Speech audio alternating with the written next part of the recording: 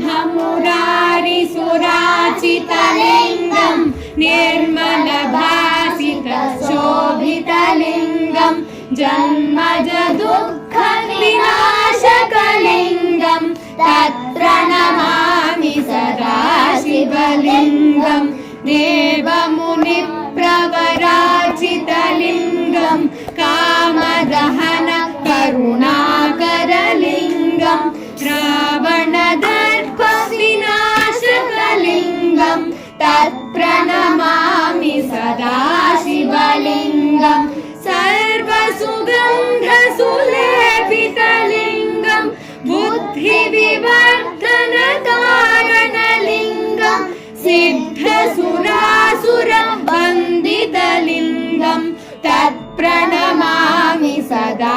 शिवलिङ्गं कनकमहामणिभूषितलिङ्गं फणिपतिवेष्टितशोभितलिङ्गं दक्षसुयज्ञविनाशनलिङ्गं तत्प्रणमामि सदा शिवलिङ्गं कुङ्कुमचन्दनलेपितलिङ्गं पङ्कजहार सुशोभितलिङ्गं सञ्चितपापविनाशकलिङ्गं तत्प्रणमामि सदा शिवलिङ्गं देवपुनाचितसेवितलिङ्गं भावैर्भक्तिभिरेवचलिङ्गं दिनकरकोटिप्रभाकरलिङ्गं तत्प्रणमामि सदा शिवलिङ्गम्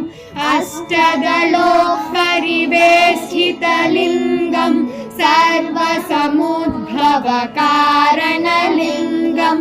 अष्टदरिद्रविनाशकलिङ्गं तत्प्रणमामि सदा शिवलिङ्गं सुरगुरुसुरवरपूजितलिङ्गं सुरवनपुष्पसदाचितलिङ्गं परमपदं परमात्मकलिङ्गं तत्प्रणमामि सदा शिवलिङ्गम् लिङ्गाष्टकमिदं पुण्यं यः पठेत् शिवसन्निधौ शिवलोकमवाप्नोति